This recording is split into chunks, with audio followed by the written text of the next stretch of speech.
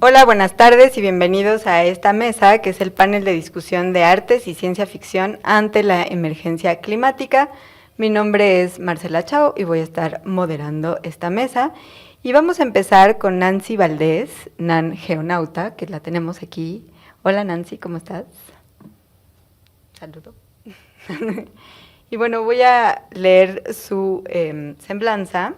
Nancy es artista interdisciplinar, docente e investigadora, interesada en la gráfica, la instalación, el libro de artista, la intervención, el videoarte, el bioarte, la gráfica digital y el internet. Su trabajo reciente nace a través del paisaje contemporáneo en una relación entre lo natural y lo artificial por medio de las intersecciones disciplinares de la geología y biología en un despliegue del antropoceno. Licenciada en Artes Visuales por la Facultad Popular de Bellas Artes de Michoacán, maestra con mención honorífica en Artes Visuales por el posgrado de Artes y Diseño de la UNAM, realizó una instancia de investigación en la Universidad Politécnica de Valencia, en España, y cuenta con 7 exposiciones individuales y más de 60 colectivas. Ha sido acreedora de las becas Jóvenes Creadores y PECDA, y ha sido seleccionada en la Bienal Barco, en el Encuentro Nacional de Arte Joven y en la Bienal de Arte Emergente. Bueno, Nancy, muchas gracias por estar con nosotros. Y la pregunta es, ¿qué tanto el arte contemporáneo, puede incidir, bueno, y la ciencia ficción, pueden incidir en esta emergencia climática que estamos viviendo? Te cedo la palabra. Hola, buenas tardes. Primero, gracias por la invitación a este cuarto encuentro de estética de la ciencia ficción.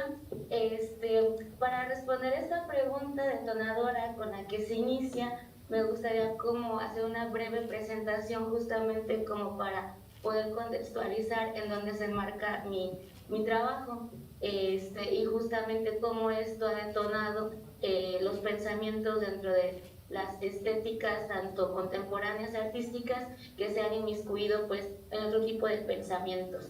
Y voy a comenzar a presentarme. ¿Podría decir, por favor, cuando se vea? Ya, ahí se ve. ¿Ya sí está presentada? Sí. Ah, ok, perfecto. A ver, nada más tengo un pequeño delay aquí en mi compu. No me deja hacerlo en pantalla completa.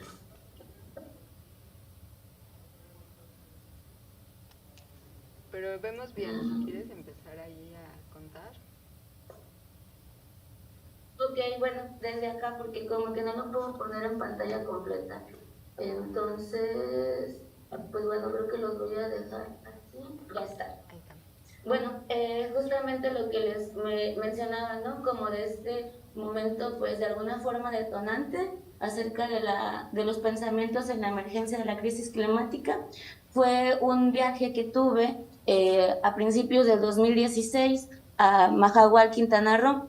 Había ido a caminar, bueno, a la playa con unas amigas y me encuentro con este objeto, que es tal cual es un unicel en forma de caracol, ¿no? Iba caminando por la noche y cuando lo vi era, no sé, lo vi brillante, me llamó mucho la atención, entonces como que pues corrí por él pensando justamente que era un caracol marino, ¿no? Que se veía ahí salía de la playa muy blanco y con todas estas características. Entonces cuando lo levanto, cuando lo agarro, pues me doy cuenta que es un pedazo de unicel que se ha transformado, que se ha ido modificando a partir de su entorno natural, ¿no? Es decir, con estos movimientos de las olas, etcétera, pues lo ha forjado de alguna manera para que se camuflajeara con el ambiente y pues tomara como este tipo de forma, ¿no? Y pues el material es un poliestireno comprimido, su tamaño es aproximadamente también de un tamaño de un caracol marino, un poco mediano, y pues cuando me encuentro con este objeto, yo estaba comenzando la maestría en la UNAM y pues estaba trabajando en mi proyecto de investigación que tenía que ver con cuestiones geológicas, ¿no? Y este mismo objeto para mí fue como muy importante, es como un encuentro para mí muy, pues necesario dentro de mi producción artística, porque a partir de esto, pues empieza a modificar, ¿no? Todo este paradigma acerca de cómo pensaba y planeaba trabajar dentro de mi proyecto y también cómo observaba la Tierra y los movimientos terrestres. Y pues gracias a este objeto, a mí me hizo pensar en una cosa que es justamente como el eterno retorno, ¿no? Es decir, lo que podemos observar, lo que vemos, de alguna forma me hace pensar de que son objetos o cosas que ya han existido en la Tierra como una especie de vestigio del futuro.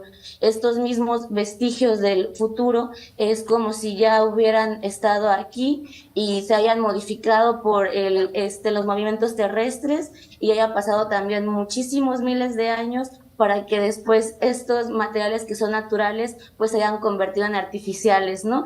Y lo artificial se haya convertido en natural. Y pues empecé como de alguna manera a jugar o pensar con estas ideas, esto del eterno retorno, como les comentaba. Y pues a partir de esto empiezo a recolectar o empiezo a trabajar con mi residuo, con mi basura que estaba produciendo en ese instante. Es completamente como de consumo personal, más que nada como objetos que fueran como fáciles de guardar y también que tuvieran la cuestión de la materialidad de papel o de cartón o tal.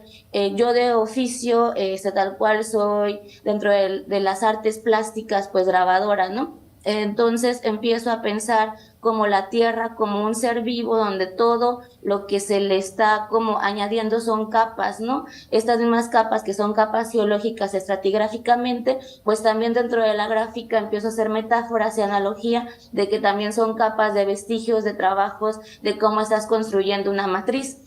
Entonces, a partir de esto, empiezo a trabajar con esta basura para ir creando, pues, digamos, mis propios vestigios y mis propias rocas. Investigué sobre este tipo de materiales que, bueno, que hay unas rocas que se les llama plastiglomerados. Son dos distintas, digamos, versiones. Están como los plastiglomerados y están los tecnofósiles. Por un lado, los plastiglomerados son objetos que de alguna forma objetos de tierra, o sea, como más que nada rocas y piedras, en donde se le han añadido pues plástico tal cual, ¿no? Por algún uso del petroquímico, ya sea por las bolsas de plástico, las botellas y toda esta contaminación que se hace. Los primeros vestigios que se tienen de los plastiglomerados es en Hawái, en la isla de Hawái, justamente por esta cuestión en donde tiene mucha movimiento y erupción volcánica. Entonces todo esto lo que ha provocado es que se han amalgamado las rocas con los plásticos, ¿no? Para crear como de alguna forma este ser mutante que hace de alguna manera vestigio de la actualidad de nuestra época.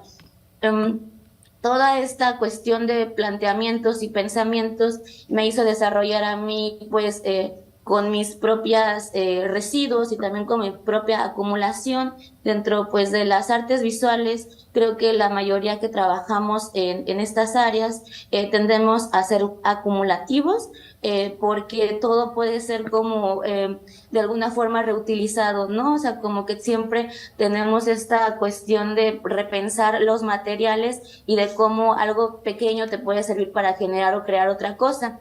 Entonces, pues yo tenía justamente algunas bolsas con basura, con papeles reciclados y tal, y añadiendo como toda esta este nuevo material con el que yo estaba generando, pues me di cuenta que tan solo estaba hablando de una cuestión tanto antropológica como arqueológica de mi propia presencia, ¿no? Dentro del entorno. Y pues esto mismo me desató como crear estas nuevas rocas de mi presente, y pues que también le puse el nombre de plastiglomerados. Aquí, por ejemplo, están las placas ya impresas, o sea, como ya entintadas y tal, cada una pues es una serie en donde tengo como la roca, digamos, placa matriz, y donde está la impresión, la impronta vestigio, ¿no? Y pues bueno, es como toda esta serie de plastiglomerados donde están las impresiones, y pues también están estas como la materialidad, ¿no? Y creo que esto también detona como varios proyectos que los que he seguido trabajando más adelante, que justamente como mencionaba, una de las palabras que para mí fue muy fuerte dentro de la investigación fue la cuestión del antropoceno.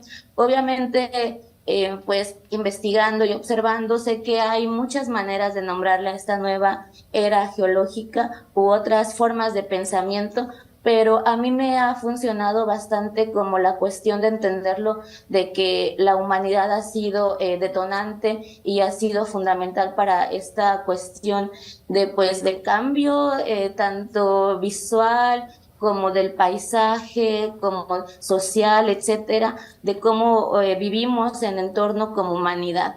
Este, y justamente creo que hay muchas narrativas y formas de nombrarle, y el antropoceno no solamente es como un concepto más en el cual se despliegan varios conceptos tal cual. No sé qué científicamente es como el que se le ha dado como el peso a esto, y creo que en ese momento que estaba haciendo mi investigación y mi producción me ayudó bastante a entender cómo la humanidad pues ha sido tan devastadora como una fuerza, como una fuerza natural, ¿no? Como cascadas, como huracanes, como desastres naturales tal cual, pues también como nosotras, como la humanidad, pues ha obtenido este nuevo planteamiento, ¿no?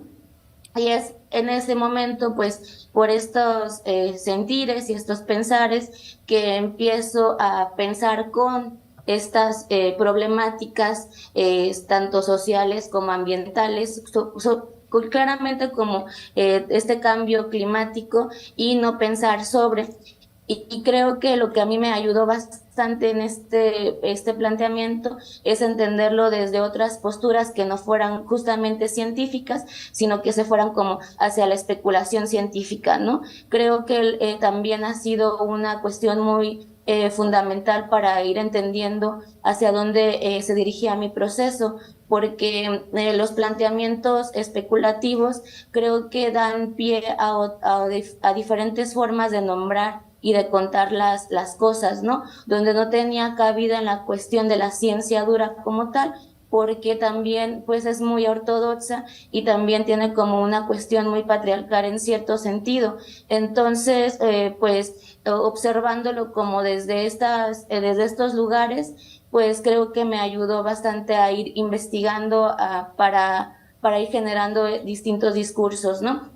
Y pues bueno, siguiendo como con esta postura, empecé a ver como todas las reciclajes que tenía de distintos papeles y gramajes, etcétera, y empecé a trabajar con biomateriales, en este caso pues con bioplástico, ¿no? Con diferentes fórmulas, tanto que fui encontrando en internet como me fui adentrando a distintos talleres. Creo que también eso es muy importante, como la cuestión del open source, ya que la cuestión del biomaterial, por ejemplo, pues algo que todos podemos hacer en nuestras casas, y también era como ir entendiendo cómo esto mismo puede ir generando otras formas de pensar y de entender dentro de las prácticas artísticas contemporáneas, propuestas, ¿no? Y también ir generando conocimientos desde estos lugares, ¿no? Que puedan alimentar y que puedan pues propiciar también como nuevas problemáticas o nuevos pensamientos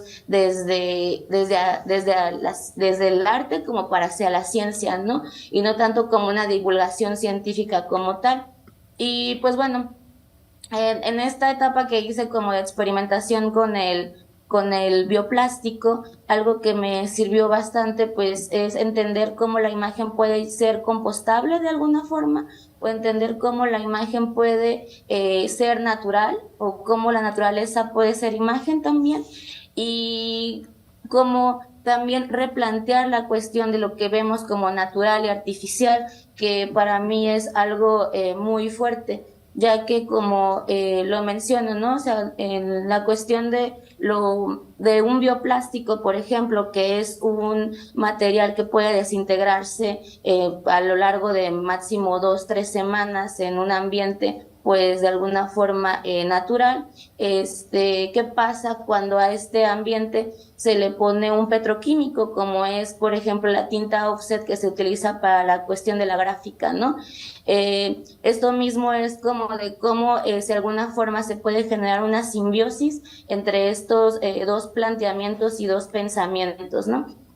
Cuando empecé a hacer este proyecto estábamos pues encerradas por el COVID, y estaba pensando cómo se generaban los micropaisajes, ¿no? Paisajes invisibles, pues que de alguna forma quedaban borrados cuando llegábamos a nuestras casas y nos llevábamos toda con un montón de gel antibacterial, y pues todas esas huellas pues se iban perdiendo o se iban descomponiendo por lo mismo, ¿no? Por lo del virus.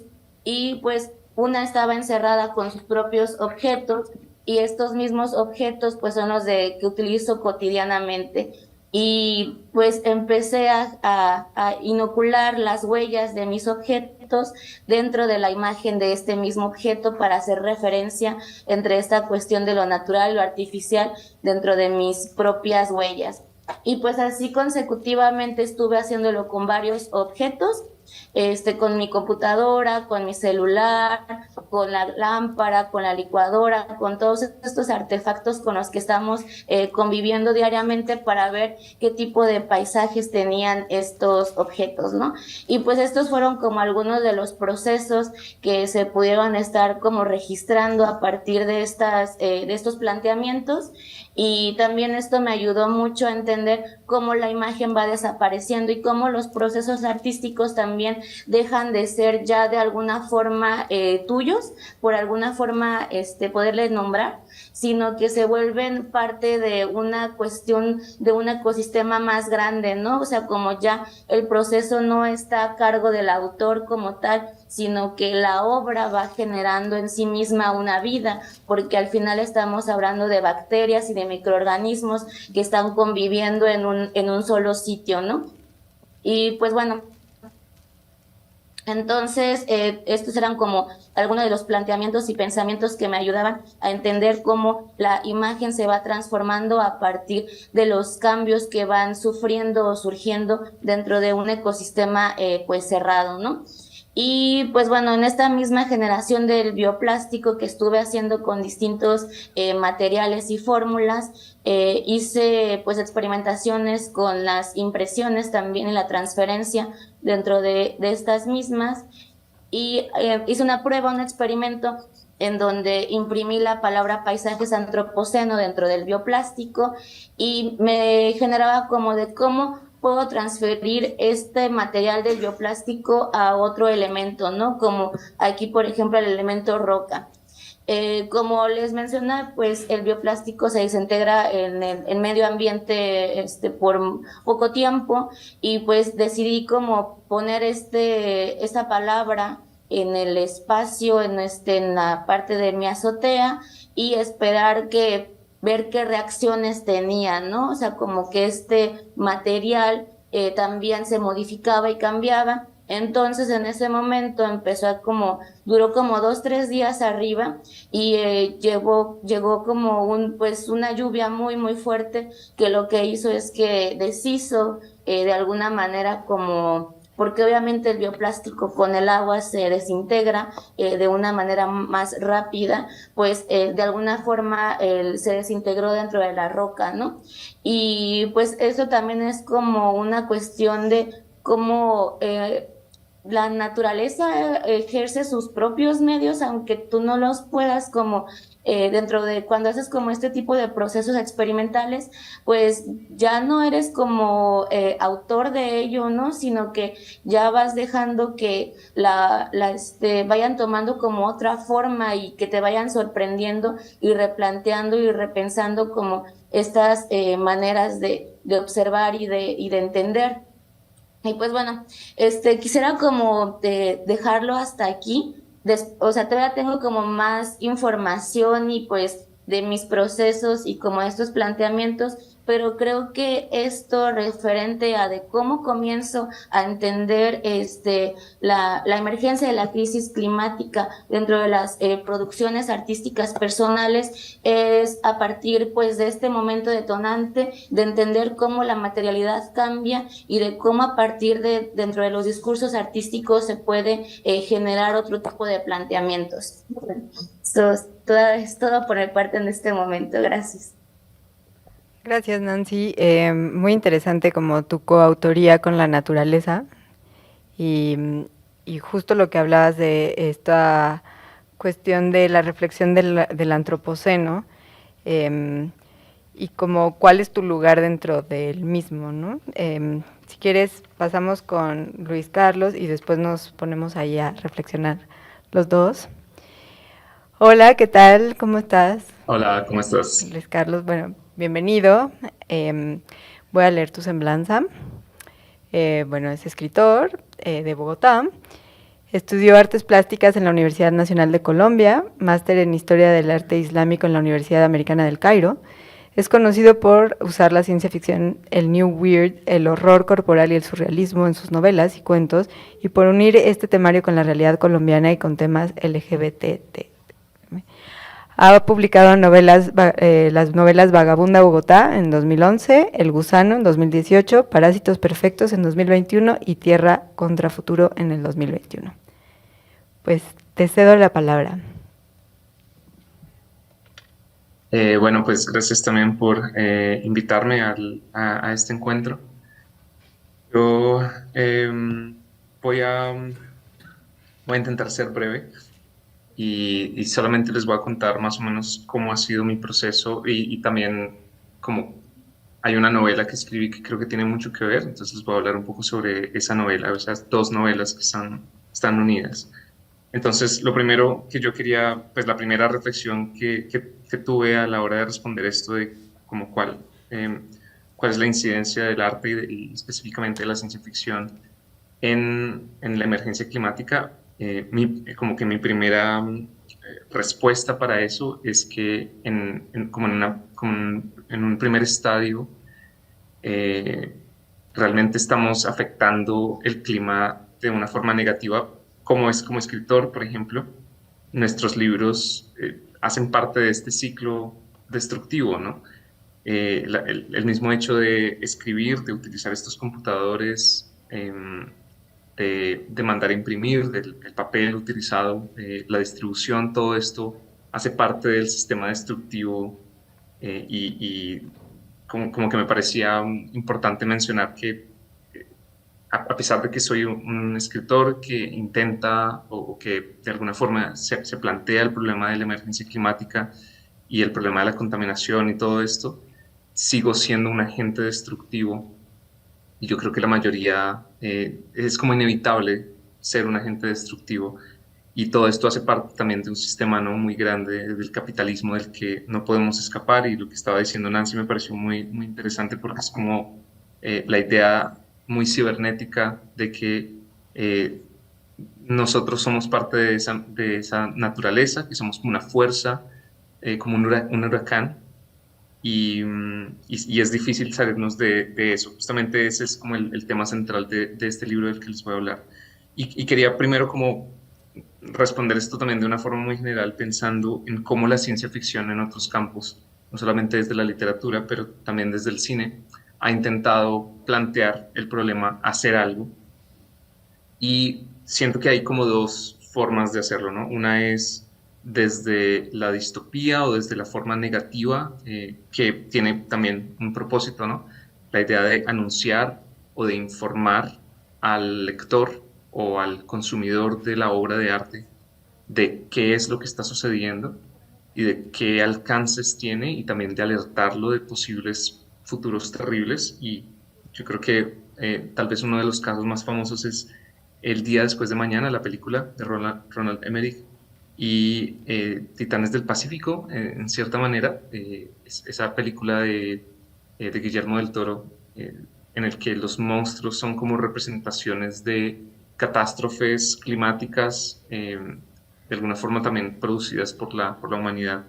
Entonces, en los dos casos, pero también en muchos otros casos de literatura, de ciencia ficción, se está como, tiene esa función, ¿no? Como de educar al público y de decirle como viene un futuro terrible en el que todo va a ser destruido y es un apocalipsis, pero también pareciera que esa misma alerta hiciera parte del sistema destructivo y eso es lo que hace que sea muy difícil hacer algo como artista que se salga de ese sistema cuando uno quiere hacer algo para ayudar a la emergencia climática.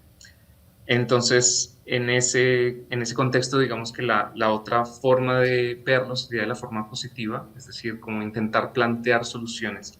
Y ahí es donde está enmarcada mi novela. Mi novela se llama Tierra contra Futuro. De pronto puedo mostrar rápidamente como la imagen de la novela. No sé si eso sea posible. Sí, claro.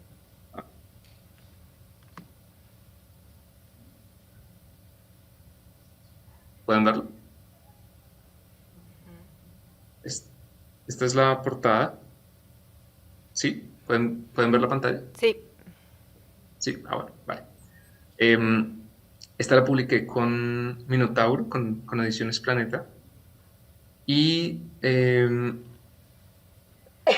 la idea es, yo hace rato estaba como muy cansado de la cantidad de distopías, como de imágenes o visiones negativas del futuro, y tenía la idea de intentar pensar de una forma positiva, de intentar pensar en la ciencia ficción como la posibilidad de desarrollar soluciones a los problemas políticos y a los problemas climáticos que tenemos.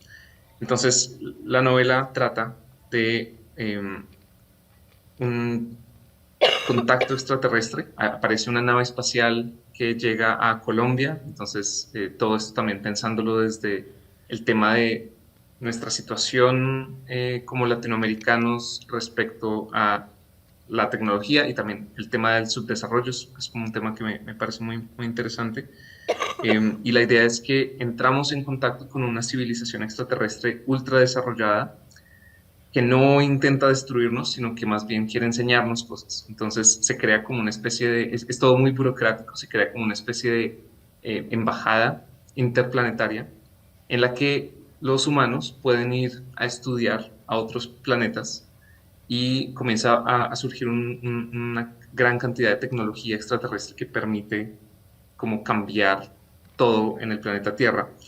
Pero ese contacto con los extraterrestres nos da como una visión diferente del tema del desarrollo, sobre todo porque esa civilización extraterrestre es una civilización anarquista donde el poder reside en la gente totalmente, es como una democracia absoluta. Entonces, ahí comencé a desarrollar como este tema de la, además porque me fascina el tema de la anarquía y el solar punk, entonces prácticamente es como una novela solar punk sobre digamos, cómo podemos realmente solucionar esto. Lo que nos mostró Nancy es que es como inevitable, ¿no? Hay una fuerza de la naturaleza o del antropoceno que pareciera que no pudiéramos, a pesar de que somos los causantes, como que no podemos cambiarla. En la novela, como que el agente transformador es pensar como en cuál es el problema a finales, digamos, en últimas, y se piensa que el problema es el capitalismo mismo y, digamos, la industria, la forma como está hecha la industria de consumo que produce todos estos productos que terminan también destruyendo el planeta. Entonces, la única forma que piensan que pueden hacer algo para transformar eso es cambiar la política, y para eso comienza a haber como una especie de revolución anarquista. Y cuando hablo de anarquía estoy hablando de la idea de no tener un representante, sino de que las personas puedan tomar las decisiones ellos mismos, y también de anarcosindicalismo, que es la idea de alguna forma, las empresas o las compañías sean controladas, o los dueños de las empresas sean las personas o los trabajadores, por ejemplo, y no un CEO o un presidente o algo así, y que las decisiones se tomen no en favor de esos, digamos, no en favor de que la empresa sea más rica o que produzca más dinero y más mercancías y sea un monopolio, sino que beneficie a las personas. Y además, poco a poco esto va creciendo y comienzan a haber empresas que son, eh, digamos que el dueño de la empresa es la humanidad entera. Entonces, digamos que obviamente no estuvo especulando mucho sobre las tecnologías específicamente que podrían cambiar el mundo, porque como tenía la idea, ¿no? De son extraterrestres, es una tecnología extraterrestre que permitiría, por ejemplo, reciclar el 100% de la basura y comenzar ya no a extraer recursos de la tierra, sino que se puede ya tomar toda la basura y volver a producir cosas, digamos que todos los recursos salgan de la basura, y se pueda todo reutilizar en un ciclo sostenible, por ejemplo. Las personas que viajan y entran en contacto con estos extraterrestres también comienzan a traer nuevas ideas de ingeniería. Entonces hay unas máquinas que pueden extraer el CO2, y también ingeniería genética ultramoderna que puede, para diseñar, por ejemplo, bacterias que puedan consumir el plástico. Entonces todo es como muy claro, no es tremendamente, no es ciencia ficción dura, simplemente lo escribo como se inventaron un sistema para, y comienzan a hacer unas cosas de ingeniería gigantescas para poder transformar el planeta, como terraformar, pero el primer paso siempre es intentar transformar la política primero y curvar el capitalismo de alguna forma. Entonces, es curioso porque todo tiene mucho más que ver con el pensamiento comunal, cómo podemos estar de acuerdo todos en qué es lo que tenemos que hacer. Y yo sentía que ese es el problema, cómo es posible que tengamos este problema causado por nosotros, pero no podemos hacer nada. Digamos, pareciera que no podemos hacer nada porque la fuerza del capital y la fuerza del mercado no la podemos controlar, no podemos hacer nada, simplemente sigue fluyendo. Queremos este mundo moderno en el que tenemos estos computadores y estos teléfonos, que están hechos a partir, y que todo el sistema de distribución está hecho a partir de la explotación y también la, la destrucción del planeta.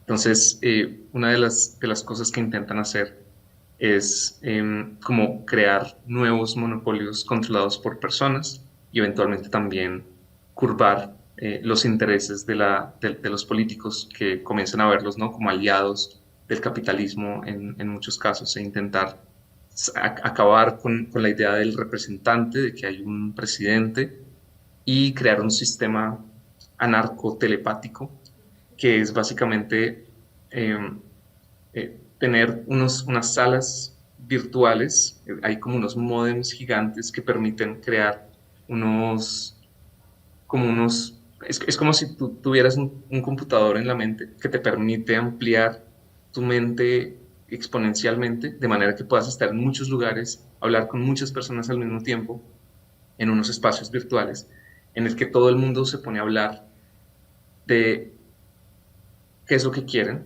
y para tomar una decisión tienen que llegar a un consenso. Eso es como un tema muy importante en la anarquía, eh, en el pensamiento anárquico, la idea de que no debemos, digamos, al votar, al tomar una decisión política, tenemos que estar ayudando a todos, ¿no? La idea del apoyo mutuo. Entonces se crean estas como esferas gigantes de personas hablando, de manera que cada vez que se vaya a tomar una decisión, se tenga que pensar en todas las personas afectadas, y todo, y digamos, este sistema que amplía la mente permite que las personas expandan, por ejemplo, el tiempo.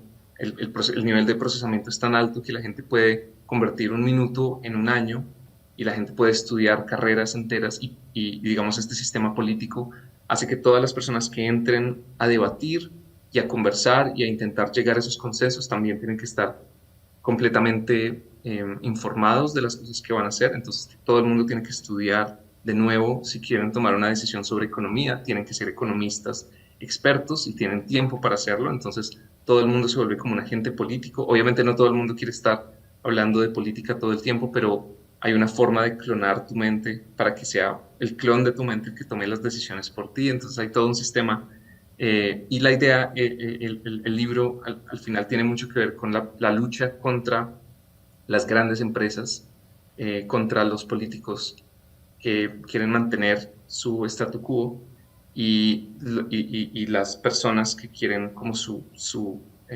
como su utopía por la que están luchando y pensando si deben, por ejemplo, usar la fuerza, si deben usar la violencia, qué tipo de ciudades quieren construir y las ciudades comienzan a ser, digamos, diseñadas en conjunto y obviamente todo el tema de los materiales, todo este pensamiento muy positivo de que es posible crear una ciudad sostenible, una forma de consumo sostenible, todo eso, ese ha sido como el aporte que he hecho con este libro. Obviamente intento ir en detalle, pero me parece que la ciencia ficción tiene la posibilidad de hacer eso, ¿no? De intentar pensar muy detalladamente cómo podemos solucionar un problema, no solamente la distopía o el pensamiento negativo de esto nos va a destruir y mostrar en detalle cómo nos va a destruir y cómo va a ser terrible, sino también, bueno, cómo podemos hacer algo. En este caso, desde la política, ¿no? Desde la idea de nosotros podríamos de alguna forma tomar el control de esta emergencia, podemos controlar la ola a través de la ingeniería, a través de la política, a través de el trabajo colectivo, del apoyo mutuo, de buscar la sostenibilidad del diseño, además en conjunto con la naturaleza, de reintegrar todo lo que tiene que ver con el medio ambiente, repensar la ecología, nuestro espacio en la ecología, no ya como los que controlamos esos espacios, sino como los que hacemos parte de esos espacios y de alguna forma diseñar de una forma muy fluida con con esos ambientes. Entonces, esa es mi novela. Obviamente voy a mucho detalle y hay drama, obviamente, hay mucha acción porque se tienen que pelear y tienen que acabar de alguna forma incluso con el Estado Nacional, con la idea del Estado Nacional, que es una de las ideas de la anarquía, como no tenemos por qué tener ni siquiera fronteras y la destrucción del Estado Nacional de Colombia. Colombia es destruida y es reemplazada por un territorio anarco-telepático, anarco-sindicalista, en el que la gente es la que toma las decisiones. Entonces, eso es lo que yo hice. Wow, suena increíble. Pero, ¿y cómo le hacían en tu novela para resolver sus problemas? Porque, bueno, no creo que todos estuvieran pensando exactamente lo mismo, ¿no? Claro, entonces la idea es que como existe ese sistema de procesamiento, la gente puede expandir su mente y además puedes habitar otras personas y es como una conexión telepática. Entonces la gente comienza a conectarse unos con otros y puedes como habitar en otra persona, vivir lo que otras personas han vivido, sentir lo que otras personas han sentido.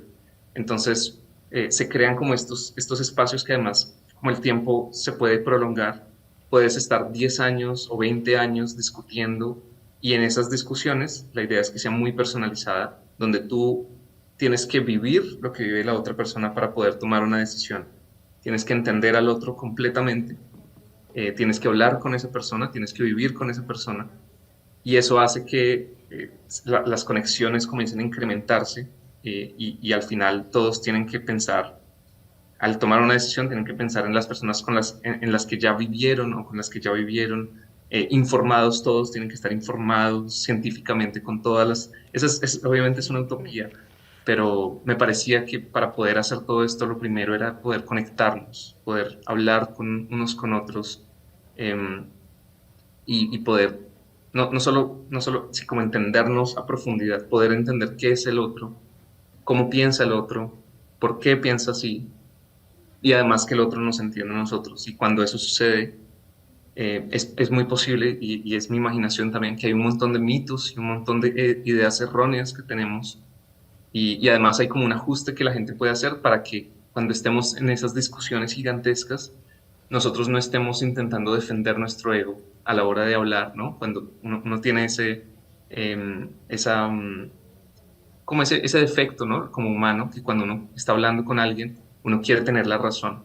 En este caso, uno puede alterar un poco la mente para que uno no esté tan dispuesto a defenderse a capa y espada para tener la razón, sino para buscar la verdad en conjunto. Entonces, de eso es el libro, es como sobreentendernos y apoyarnos y dejar de pensar en esta idea del desarrollo capitalista como una competencia darwiniana de quién es el más fuerte, del monopolio, del que hace más plata, sino de qué es lo que realmente necesitamos y qué nos sirve.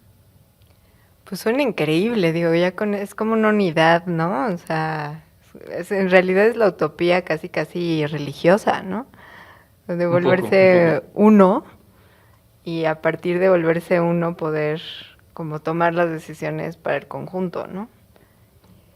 Exacto. Em, pues suena muy bien. De hecho, me recuerda un poco a un libro de Arthur C. Clarke que es El fin de la infancia, El fin de la infancia es buenísimo, es buenísimo. Sí, sí, sí. ¿no? Y un poco como, digo, con la diferencia de que en el fin de la infancia no se está necesariamente buscando la unidad, ¿no? O sea, sí hay como una parte evolutiva que lleva como hasta entender la Biblia, que es una cosa muy loca, ¿no? Eh, Me parece súper interesante y un poco como mi pregunta iría, y me gustaría como también abrirla hacia Nancy, como qué tanto su geolocalización, ¿verdad?, los ha llevado a tener este tipo de reflexiones, ¿no? O sea, qué tanto el estar en Bogotá y pensar en los problemas que ha tenido Colombia históricamente, por lo general de divisiones, ¿no? Como muy de un lado o el otro, ¿no? O sea, de casi casi partidistas, de colores, de formas de ver las cosas, como en esta idea de pensar en esta unidad. Y contigo, Nancy, más bien pensar como en qué tanto también tu lugar como artista en México te ha hecho como reflexionar en torno a esta cuestión de una era geológica. A mí me parece súper pretencioso el antropoceno porque sí es como, ay sí, ¿no? O sea, ahora resulta que la humanidad es una era geológica, o sea, creo que es un poco too much en el sentido de que no me parece que sea solo la humanidad, ¿no? Pero sí me interesa saber, como su condición de latinoamericanos, qué tanto ha incidido en sus visiones y sus reflexiones en torno a la emergencia climática, desde donde la están viviendo y hacia las, bueno, ¿no?, posibles soluciones, por decirlo de alguna forma, pero más como hacia las reflexiones que están haciendo con su trabajo. Dale. ¿Comienzo? Bueno, sí, gracias. Bueno, ahorita esto que mencionaste, así como de so much el antropoceno, justamente cuando estaba haciendo las investigaciones, me encontré con este antropólogo que se llama Tim Ingold, que menciona justamente que está en contra completamente del concepto, ¿no? Porque parece ser demasiado pretencioso y parece ser demasiado todo para destinarle o ponerle ese lugar a la humanidad cuando hay un montón de seres más que cohabitamos, con el que también hemos tenido estas relaciones y pues también son agentes, ¿no?, de cambio. Y creo que a mí lo interesante del concepto del antropoceno es que abre el debate y el diálogo, así de simple, ¿no? Y creo que eso es como lo interesante que puede detonar más allá de una cuestión científica, una cuestión más como para apuntalar o señalar, ¿no? Sino que a partir de esto se han ido desatando distintas formas de planteamiento y distintas posturas también, ¿no? Y creo que esta cuestión, como Donna Haraway le llama cutuluceno, también me parece como súper importante ver cómo observarlo desde una postura tentacular, justamente que conlleva hacia otros lugares, ¿no? También está un colectivo de ecofeministas que, si no mal recuerdo, son de Ecuador, latinoamericanas, para no fallar dónde se encuentran, que se llama Las Danta Las Canta. Este colectivo apunta a un nombre, ¿no? Que es el faloceno, que el faloceno justamente habla acerca de una cuestión como el falo, como el creador o la cuestión más allá del capitalismo y del capitaloceno, como muchos les llaman también, sino como el faloceno, como la mujer, dándole esta cuestión de que no ha sido un agente tan igualitario como lo que es el hombre, ¿no? O sea, como poniéndolo desde estas posturas también feministas y también desde estos planteamientos de cambios sociales y cambios climáticos y cambios epistemológicos. Entonces, pues creo que estas visiones y formas de observar se pueden justamente detonar dependiendo del lugar donde nos encontremos situados y situadas. La pregunta acerca de qué tanto me ha permeado como el lugar en donde me encuentro en mi contexto, tanto social como ambiental y toda esta cuestión, pues bastante, ¿no? En el sentido de que pues yo, o sea, soy de Michoacán. Entonces yo de Michoacán me mudo a Ciudad de México. Cuando me llego a Ciudad de México, mi pensamiento también empieza a modificarse, ¿no? Desde estas posturas más de observar la cuestión de cómo la humanidad estaba cambiando, cómo estábamos, esta polución de contaminación y de medios, pues se hace demasiado evidente cuando estás en una ciudad que es demasiado abrumadora en todos los sentidos de contaminación, tanto sonora como visual, como en muchísimas más áreas. Entonces, pues eso también creo que fue muy importante para que mi pensamiento se modificara, porque cuando yo habitaba en Michoacán, pues mi pensamiento era más romantizado, de llamarle de alguna forma, hacia el planteamiento de la tierra y de observar la tierra, ¿no? Justamente por la cuestión del paisaje. Y creo que cuando empiezo a estar en Ciudad de México, hay este giro espacial acerca de los planteamientos y también después también me mudo de Ciudad de México y viene la pandemia y también estar encerrada me hizo modificar la forma en la que trabajaba, ¿no? Entonces creo que obviamente cuando te dedicas a las cuestiones de la creación en sus diferentes modalidades, etcétera, pues todo lo que vives, habitas, observas, pues somos como esponjitas, ¿no? Todo esto lo vamos absorbiendo y de alguna forma pues lo vamos sacando, porque es el contexto en donde habitamos lo que hace que hablemos desde esos lugares. Creo que sería como esta mi...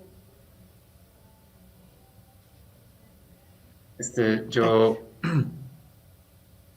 yo quisiera como también hablar un poco sobre lo que estaban diciendo del antropoceno y ponerlo en otro contexto que es en el del pensamiento cibernético.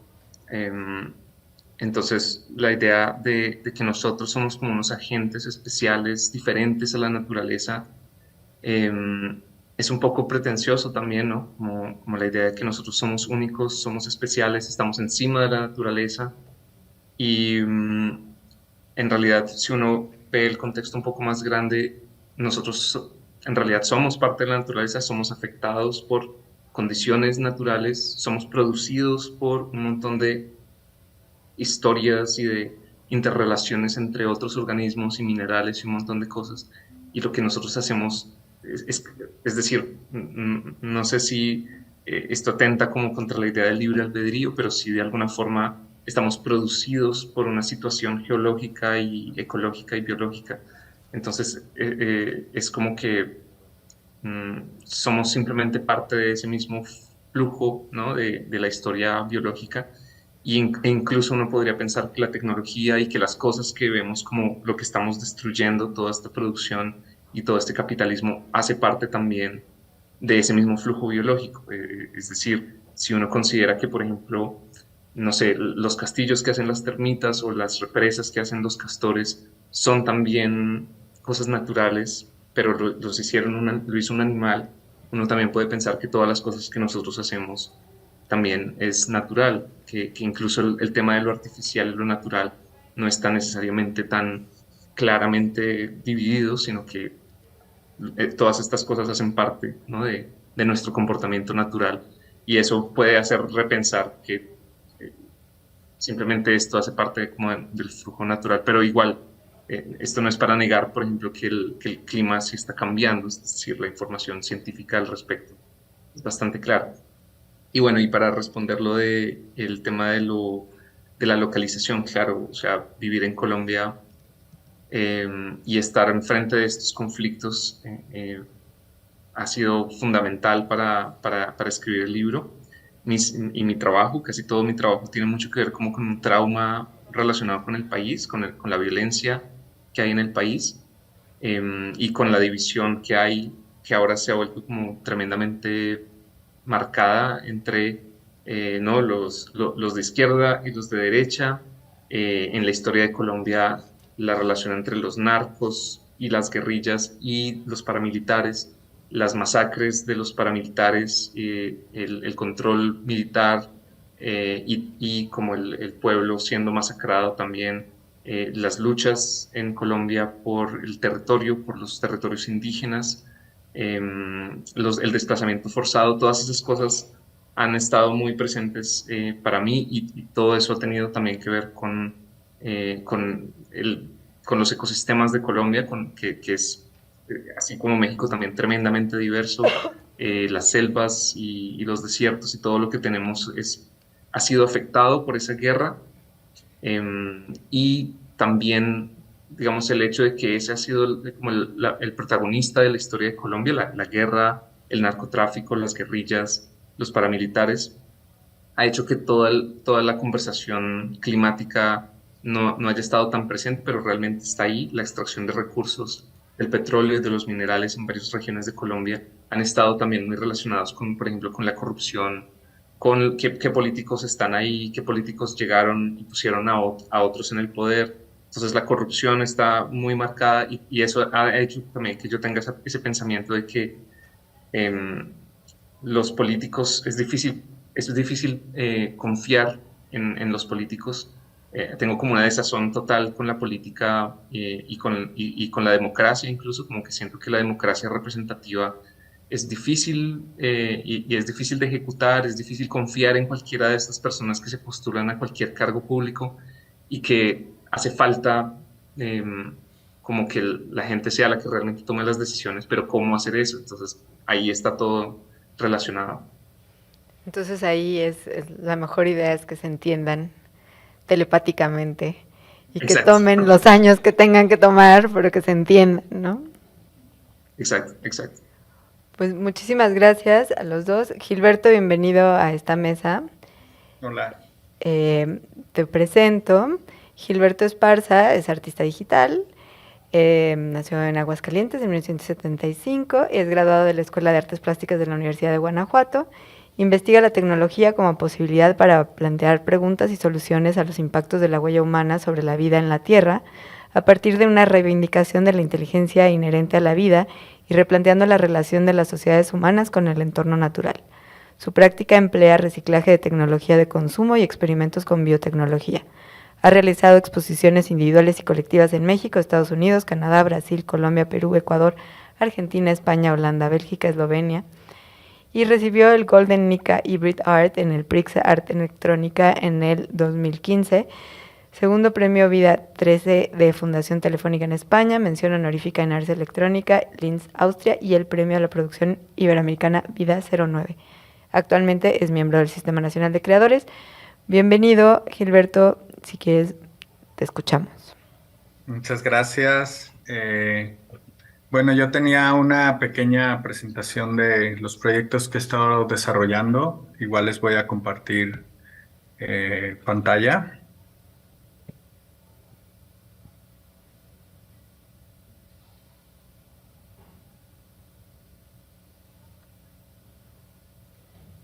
¿Sí se ve? Sí. Perfecto. Y bueno, déjame ver cómo avanza esto. Pues desde hace tiempo, bueno, desde hace ya muchos años, siempre me ha interesado el tema de las tecnologías y de cómo esto también ha impactado, ¿no? Toda nuestra acción, todo el tema del consumo de tecnologías, el obsoletismo programado, un montón de cosas que me estaba planteando. Esto por ahí del 2006, más o menos. Entonces, a partir de todas esas reflexiones, empecé a trabajar en algunos proyectos que involucraban tecnología, pero también me servían como pretexto para yo empezar a aprender un poco más, echarme un clavado acerca de, pues, de todo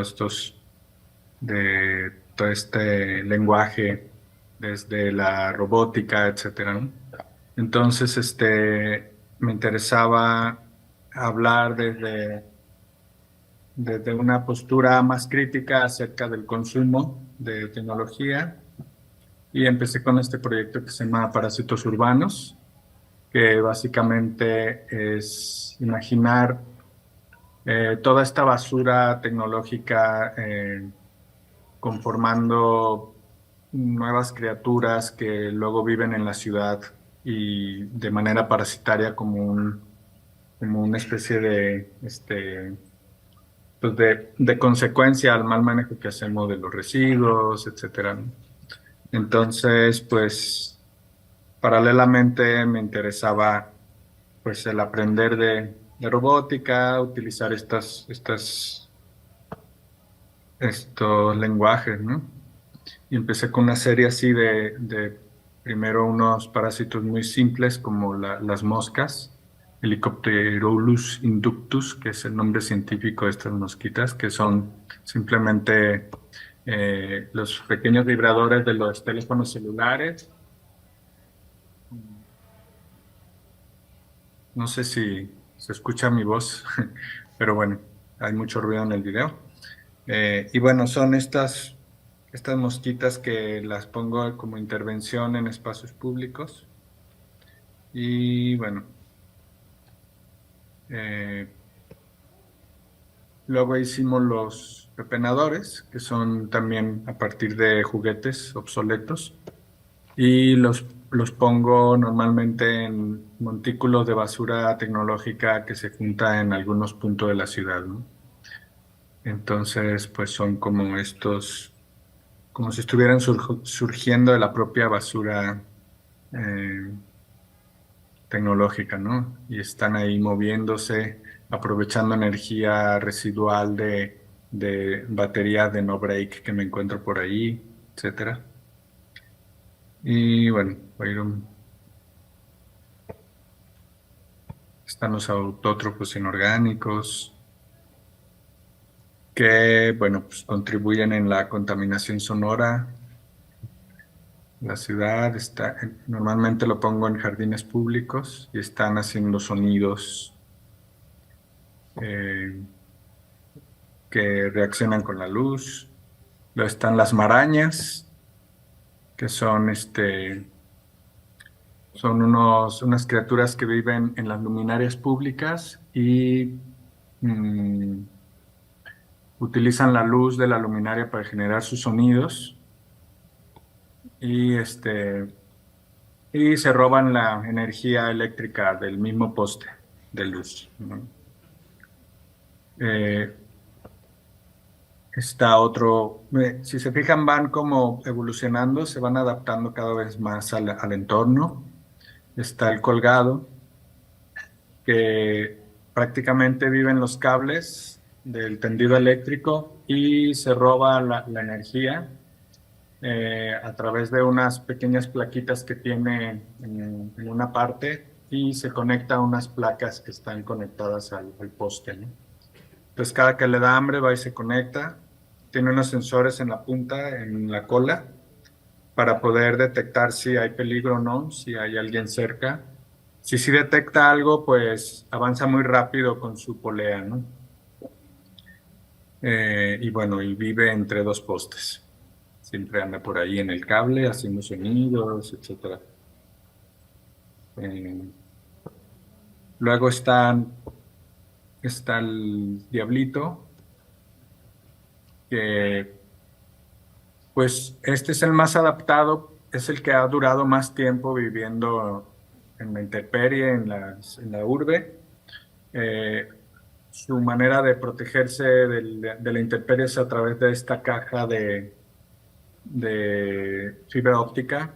Es un registro de fibra óptica esa cajita, entonces lo usa como los cangrejos ermitaños, ¿no? Que se encuentran conchitas, bueno, esa caja, y entonces se protege de la intemperie y también su sistema de defensa es la mímesis.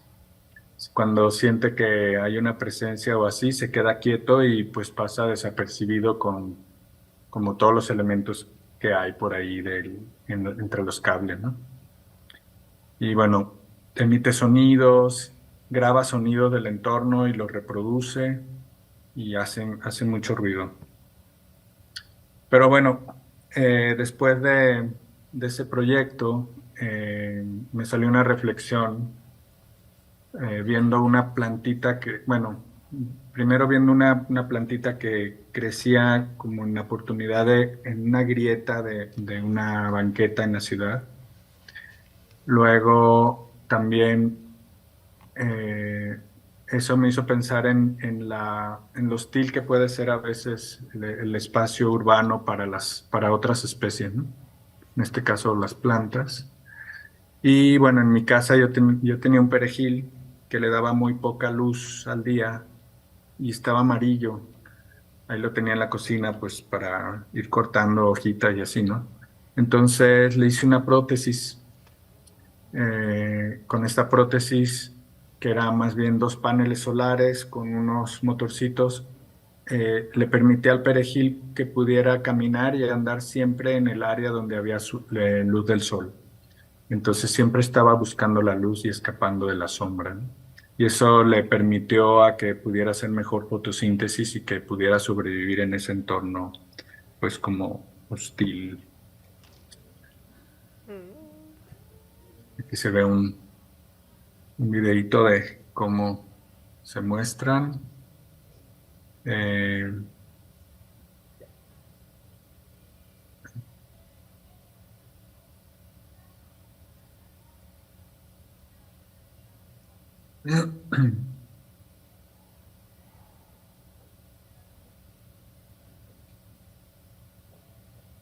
bien.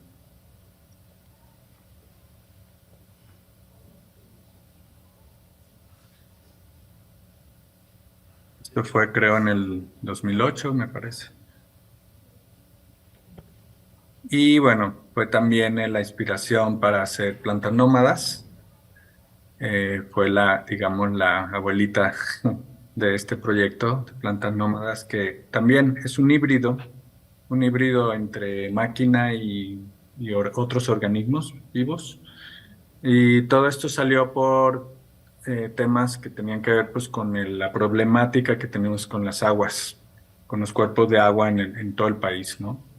El 60% de nuestros ríos están contaminados y pues a partir de eso pues hice un scouting en distintos lugares, sobre todo como el río Lerma, el río Santiago, varios ríos que están muy, muy contaminados. Y bueno, por ejemplo, en el río Lerma, pues desde hace 40, 50 años que colapsó y bueno, cuentan por ahí que de un día para otro se veía el río plateado de todos los peces que se murieron en ese momento y a partir de ahí pues quedó en desequilibrio. Y bueno, la planta nómada pues es como una una criatura que solo puede vivir en estos entornos zombies, ¿no? En estos lugares tóxicos. Y lo que hace es utilizar la energía, o sea, la propia contaminación para transformarla en energía, para que pueda sobrevivir esta como especie de simbiosis entre plantas-máquina, ¿no?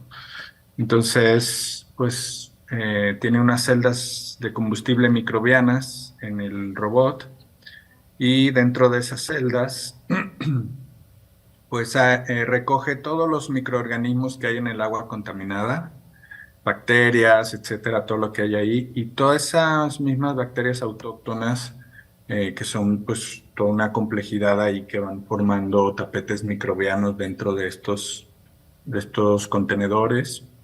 Pues hay muchas bacterias como la Geobacter que producen electricidad en sus procesos metabólicos, ¿no? Entonces, al mismo tiempo que está generando energía eléctrica a través de un proceso bioelectroquímico, eh, pues está purificando el agua, ¿no? Porque son bacterias que tienen la capacidad de asimilar metales pesados, etcétera. Entonces, esa agua limpia se la da a las plantas que viven sobre el robot y empiezan a acercarse otros organismos, ¿no? Como insectos, las hormigas, las abejas, los mosquitos ponen ahí sus larvas porque hay mejor calidad de agua sobre la planta nómada que en el propio río, ¿no? Entonces se empieza a llenar de vida y se empieza a ver cómo se va integrando. Y bueno, es una pieza muy compleja, nos tardamos más de 5 años en desarrollarla, en fin. Pero ahí está interactuando en el río Santiago, a la altura del Salto, Jalisco, donde hay muchísimas afectaciones en las comunidades que están cercanas ahí. Y bueno, ahí estuvo la planta nómada viviendo. También estuvo en el río Lerma, cerca de Salamanca, donde está la refinería. Y bueno, ahí estuvo un mes viviendo y hubo mucha interacción, es lo que más me interesa de estos proyectos, ¿no? Mucha interacción pues con la comunidad que vivía cerca del río, pero también con escuelas, también involucrándome con la Universidad de Guanajuato, haciendo investigación, etcétera.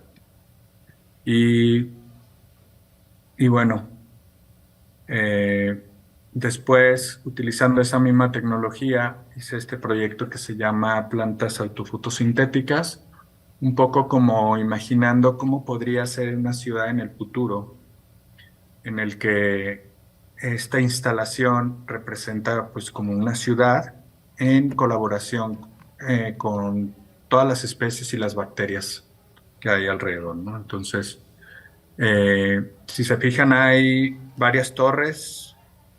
Estas torres son celdas de combustible microbianas. En la parte alta hay unos contenedores donde guarda agua residual de una ciudad.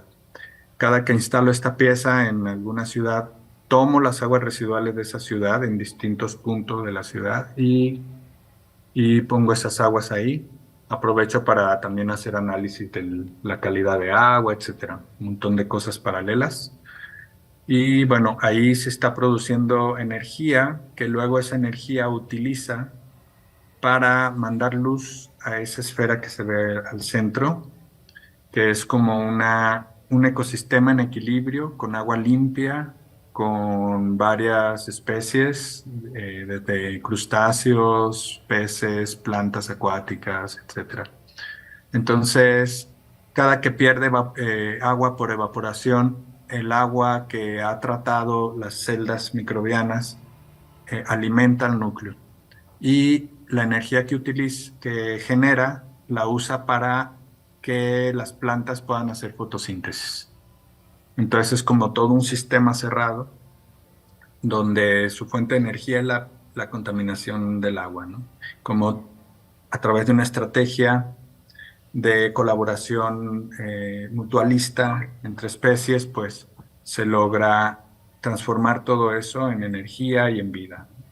Entonces de eso se trataba esta pieza y reflexionaba sobre esos temas, ¿no? De cómo podríamos eh, utilizar nuestros residuos, las bacterias, en vez de verlas como un problema de infección, pues más bien invitarlas a que colaboren, etcétera, ¿no? Entonces es como una especie de colaboración interespecies. Y bueno, ahí está. Ahí están las aguas residuales que juntamos. Esto fue esta fue la última en el MIT, en una exposición donde tomamos un montón de muestras. Y bueno, ahí se ve cómo vamos a las alcantarillas y a las plantas de tratamiento y etcétera, a recolectar el agua, ¿no? Rica en energía. Y bueno, ahí enfrente, si se fijan, hay como una mesa con cosas. Es un centro de monitoreo. Un poco todo esto funciona más para el público, para que vaya entendiendo esta cosa, esta instalación. Entonces, en el centro de monitoreo hay un mapa donde se ve el mapa de la ciudad con los puntos de donde se tomaron las muestras de agua y esas van a unos galvanómetros que van midiendo el voltaje que está produciendo esa muestra de agua, ¿no? Entonces, entre más energía está produciendo, más contaminación hay. Entonces, es una manera también de visibilizar en qué partes, en qué zonas de la ciudad se desecha más materia orgánica, etcétera, ¿no? Y al otro lado de la mesa donde se ve esa como torrecita con cables y unas pantallas y así, es un traductor que traduce toda esa actividad biológica que está sucediendo en la instalación, la traduce a sonido. Entonces eso le da una ambientación a la propia instalación. Y bueno, pues todo eso está sucediendo a tiempo real, todo está vivo y pues es una pieza pues compleja en ese sentido de mantenerla, ¿no? Bueno, aunque se mantiene sola en equilibrio, más o menos. Y bueno, ahí se ve gente mm, entendiendo la pieza. Es bonito porque al inicio no entiendes, o sea, ves una cosa abstracta, rara, así como un poco de otro planeta, ¿no? Pero conforme vas acercándote y viendo lo que hay en el panel, etcétera, pues te vas familiarizando y vas entendiendo, pues, lo que representa la pieza, etcétera, y pues la gente, pues, se queda muy, pues, emocionada o preocupada por lo que ven, ¿no? Y bueno, ahora tengo ya unos 3, 4 años desarrollando un proyecto que justamente es como otra criatura, pero que cohabita en entornos marinos.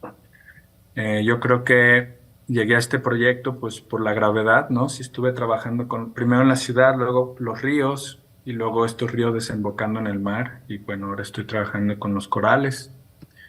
Y bueno, es una historia larga, lo voy a ir un poco rápido.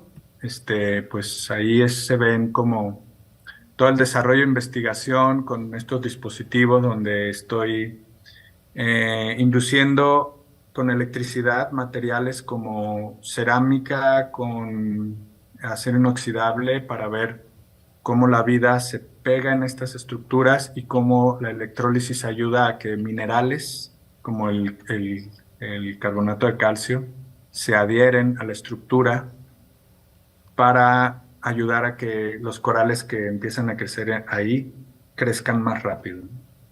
Estuvimos haciendo un montón de pruebas de electrólisis para buscar una estrategia, una forma que no haya contaminantes, buscando los mejores materiales con una pregunta siempre de qué voy a meter al mar, ¿no? Entonces, bueno, hay varias imágenes del proceso, de los distintos prototipos que hemos estado haciendo y pues del reto de hacer que estos mecanismos sean cerámicos. utilizando solo dos elementos, la cerámica y el acero inoxidable, ¿no? Y bueno, estábamos desarrollando ahí unos generadores de energía que aprovechan las corrientes marinas y el oleaje, como esta cresta que se ve ahí, ¿no? Eh, y luego las estructuras donde crecen los corales, ¿no? Se fijan ahí, hay estos como a partir de una geometría, creo estos segmentos de cerámica y estos se unen unos con otros formando grandes estructuras que se adaptan al lecho marino y, y que pueden conformarse como ese dibujo, ¿no? La cresta que se ve ahí como una pluma de mar, ¿no?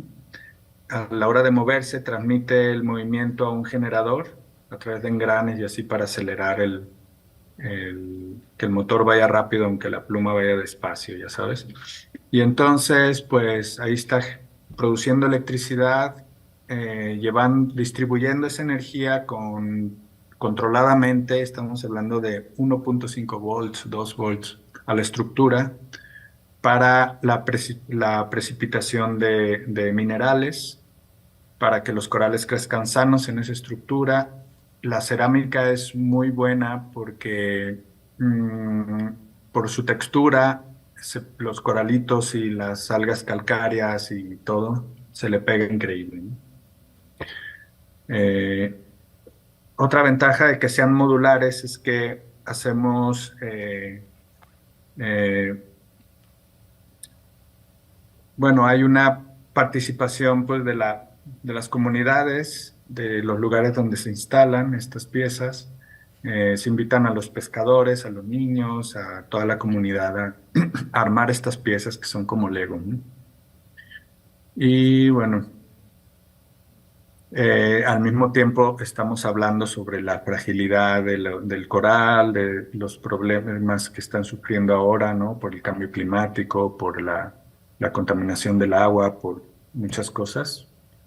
Eh, y bueno, aparte llevamos otros materiales educativos, como pues estos gafitas de realidad virtual para ver videos inmersivos de cómo interactúa Corálisis, o sea, el proyecto con el entorno marino. Y bueno, hay algunas imágenes del montaje.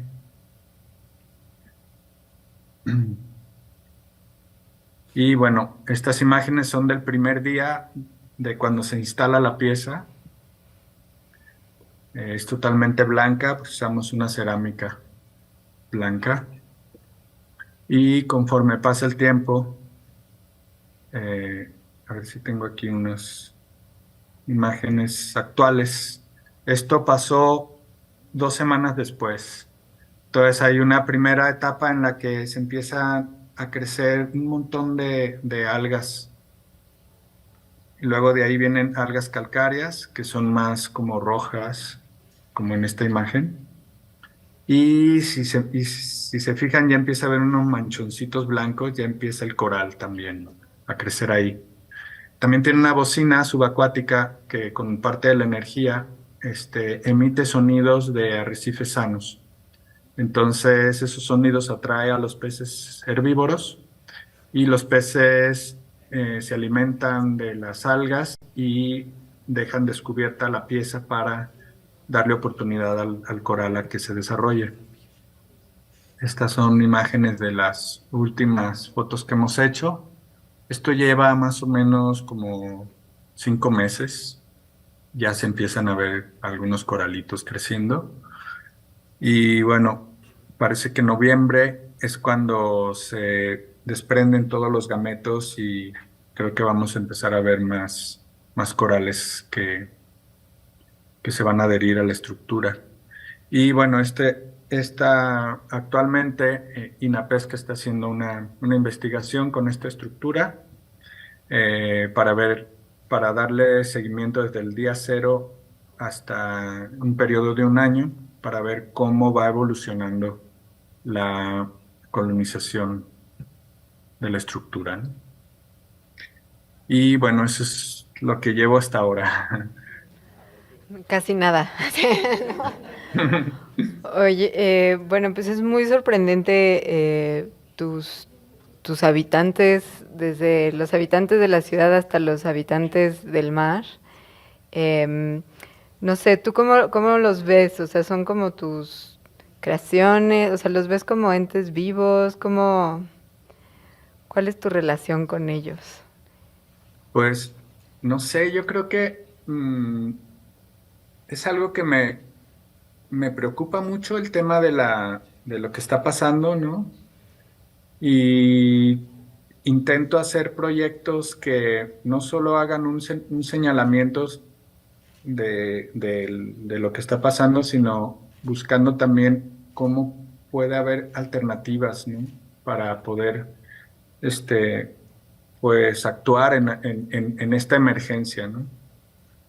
Entonces, el hacer este tipo de proyectos a mí como que me cura un poco, ¿no? Sobre todo cuando estos proyectos, más allá de de la escala que puedan restaurar, me gustan como dispositivos de reflexión, ¿no? Como otras maneras a través del arte de cómo podemos, pues, sensibilizarnos, ¿no? Y poder leer cuál es la dimensión de lo que está pasando, ¿no? Entonces, todos estos proyectos artísticos finalmente es como el pretexto para poder hablar, abordar estos temas, hacer que sean puntos de focos rojos, ¿no? Por ejemplo, Corálisis yo lo estoy instalando en lugares sensibles, eh, por ejemplo, en lugares donde hay una comunidad pesquera que está siendo desplazada por el turismo, por toda la industria del turismo, ¿no?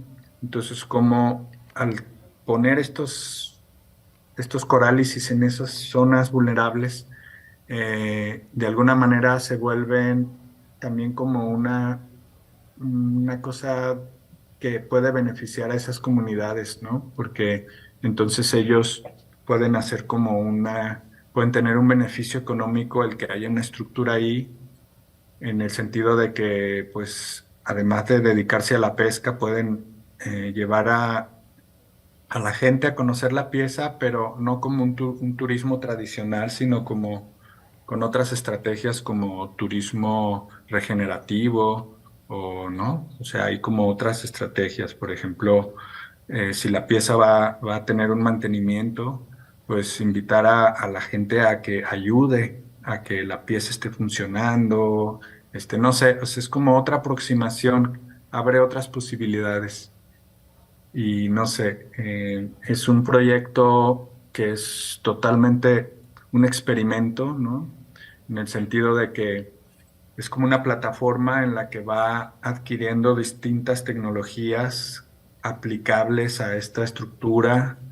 Se involucra un montón de gente, de ACs, no, que están como eh, pues haciendo posible que una estructura así se pueda introducir en el mar, ¿no? Porque pues son permisos de Semarnat, de la Marina, o sea, es una cosa muy compleja a nivel permisos, entonces pues se requiere de la colaboración de mucha gente para lograr estas, que estas piezas estén funcionando, interactuando no solo con el entorno marino, sino también pues con la comunidad y etcétera.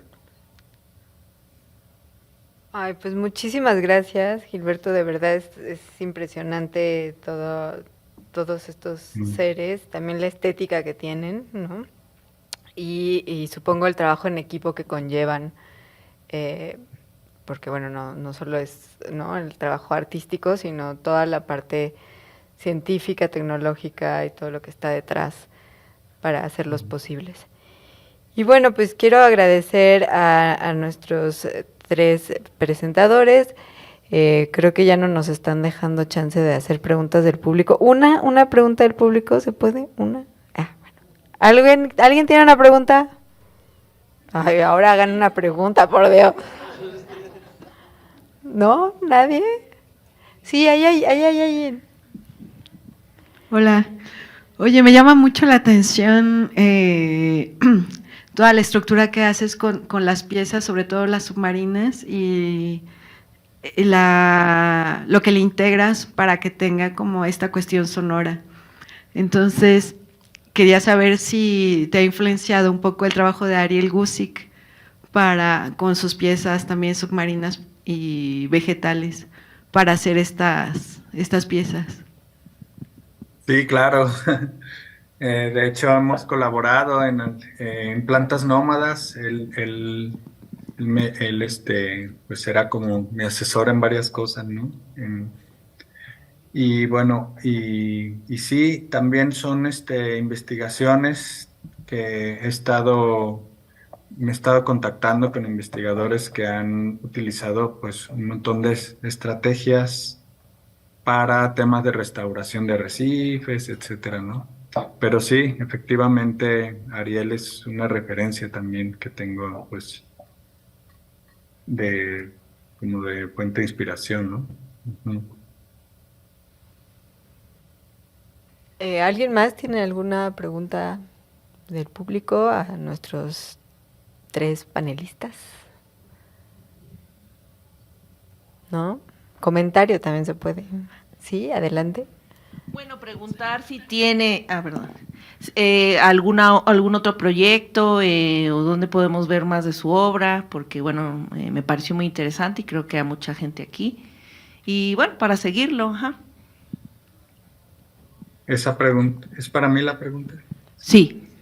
Ah, sí, eh, tengo una página que es gilbertoesparza.net y bueno, en YouTube también he estado subiendo ahí varias cosas, pero yo creo que en la página viene como más ordenado ahí la información de los proyectos. Y bueno, sí les puedo chismear un poquito de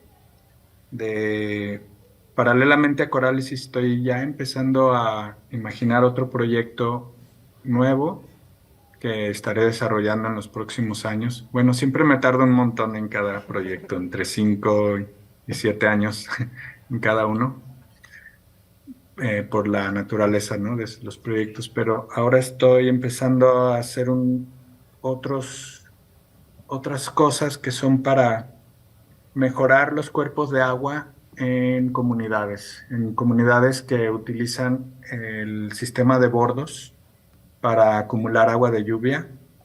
Entonces estoy haciendo unas criaturas que van a interactuar con esos cuerpos de agua para mejorar la calidad del agua de esos cuerpos y poder, con un tratamiento mínimo, potabilizar esa agua y que sea accesible para beber y etcétera, ¿no?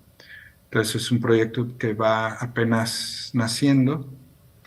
Va a utilizar tecnologías actuales y tecnologías ancestrales también, ¿no? Entonces, pues apenas echándome un clavado en eso. Y bueno, un poco una pregunta a los 3, que es como, ¿qué tanto sus prácticas conllevan una interacción con otras disciplinas?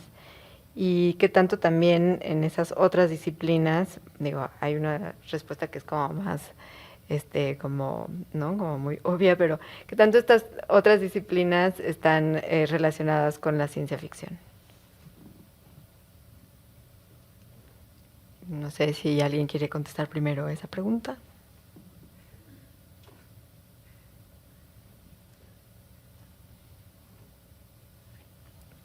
Luis. Yo puedo responder.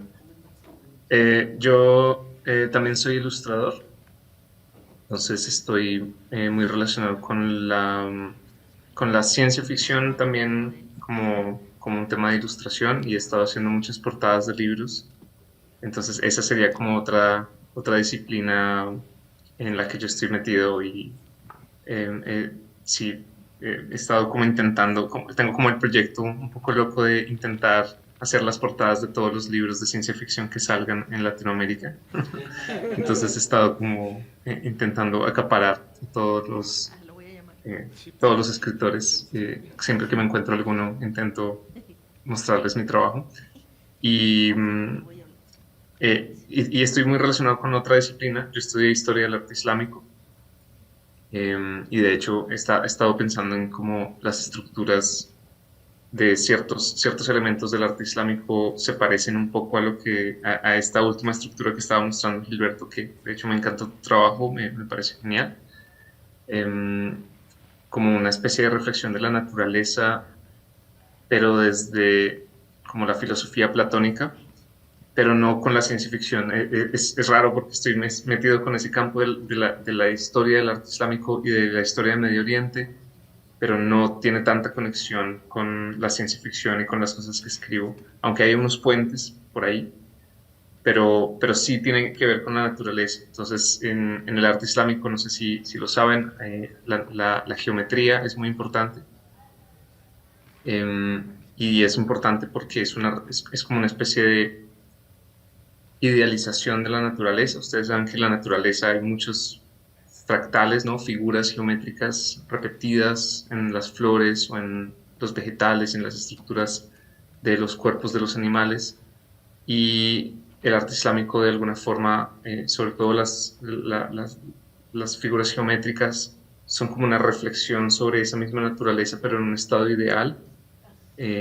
Cuando el mundo islámico entra en contacto, ¿no? con la filosofía griega y con las ideas de la geometría y la matemática en la era dorada del mundo islámico, comienzan a tener esas reflexiones. Entonces me pareció interesante conectarlo de esa forma.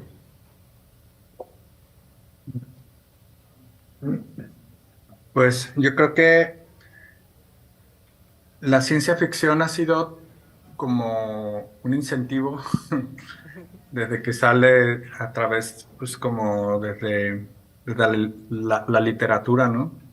Yo creo que gracias a la ciencia ficción, gracias a toda esa línea, muchos de los que estamos aquí y muchos de los científicos, pues han tomado esos caminos y hemos tomado estos caminos por ese nutrirnos y por consumir todo eso que va generando como un imaginario. También nos ayuda mucho la ciencia ficción a poder medir cuál es el imaginario colectivo acerca del futuro, ¿no? Si se fijan, ha cambiado mucho en los 80s. La idea del futuro era más como post-apocalíptico, ¿no? Ahora, ahora se parece más a una relación entre los humanos y la naturaleza. O sea, sí se está permeando estas cosas. O sea, si lo vemos en las películas más recientes y así, o en los escritos, vemos cómo son ciudades sustentables, ¿no? Hay como ese deseo. No necesariamente es que vayamos para allá, en el deseo sí. Y bueno, ayuda a que se construya más esa dirección de futuro, ¿no? Yo creo que todos los que estamos en esa parte creativa, pues estamos incentivando de alguna manera en cambiar ese rumbo. Y también lo que hace falta mucho ahora es llevarlo a cabo, ¿no? No solo en la parte teórica o en la parte de anunciarlo, sino en cómo nosotros cada día que nos levantamos tomamos decisiones para que todo esto vaya cambiando, ¿no? Entonces, pues ya personalmente estoy aplicando todas esas reflexiones a la vida. Ya estamos intentando vivir de una manera alternativa en el sentido de no ir en la corriente, sino realmente poder ser autónomos, crear un espacio sustentable donde tenga autonomía de alimentos, de agua, de energía, etcétera. Entonces, poco a poco ir cambiando la dirección personalmente y buscar una vida que sea congruente con lo que estoy proponiendo. Muchas gracias. Nancy. Bueno, a mí como justamente como las reflexiones que nos comparten Luis y Gilberto, pues me parecen muy potentes, ¿no? Porque creo que desde la cuestión artística, de esta cuestión de creación, eh, pues los imaginarios siempre están como ahí, ¿no? Dando vueltas. Entonces, la ciencia ficción, pues lo que hace es alimentar esto, ¿no? Proponer desde otros lugares, otros mundos, otras formas de entender y de reimaginar tanto el pasado como el presente, ¿no? Para ir como en conjunto trabajando y observando estas visiones. A mí, por ejemplo, algo que me marcó mucho, a lo mejor como en la cuestión de la ciencia, pues sí fue la literatura, pero también, doctor, haberlo visto de muy chica y estas cosas como que de pensar un futuro tan, digamos, como con todas estas máquinas, con esa tecnología y tal, y ver cómo la tecnología actualmente, y cómo esta puede de alguna forma ir modificando y transformando nuestro medio, pues también, y cómo esto mismo nosotras como en la humanidad podemos ir conjugándolo simbióticamente. Me parece que es como lo más potente que podemos tener o pensarlo desde ahí, como esta cuestión de poder entrelazar la naturaleza con lo artificial. Creo que es como, ya es una postura actual, ¿no? O sea, como de ir desdibujando estas fronteras e irlas pensando como una sola ya, ¿no? O sea, como en estas herramientas o pensamientos o propuestas dentro de la creación artística, y que pensar desde el arte o pensar desde estos lugares nos hace también que se replanteen las cuestiones desde la ciencia, ¿no? Porque creo que el conocimiento está en todas partes, no solamente le pertenece a unas disciplinas en específico. Entonces, creo que la ciencia ficción, la creación artística y todo esto despierta y puede proponer desde estos lugares. Entonces, creo que estas posturas son las que debemos de ir alimentando, ¿no? Y ser coherentes con nuestras formas de ver y de trabajar, y sobre todo como la forma en la que nos relacionamos con los medios tanto tecnológicos, naturales y actuales en la sociedad, para ir planteando pues nuevas formas y modelos de vivir, ¿no? Muchas gracias. ¿Había una pregunta del público por acá? Yo. Sí. ¿O ya? Yo. Es que también aquí había otra. Sí, adelante. Yo una rápida para Gilberto. Felicidades por todo el trabajo. Tenía dos dudas. La primera me quedó, porque siempre es muy complicado cuando se trabaja con corales, sobre todo en México. La primera pregunta sería, ¿cómo ha sido tu experiencia cuando generas el manifiesto de impacto ambiental en esas zonas? Y la segunda es, ¿cuál es la esperanza de vida que le das a tus criaturas, ya sea en la ciudad o en cuando termina, digamos, el proyecto, la muestra? ¿Qué haces con ese ser? Digamos, lo plantas en un lado, se desecha. ¿Cómo la disposición de los residuos una vez que termina el periodo de vida? Serían esas. Gracias. Sí, es un tema complejo, el tema de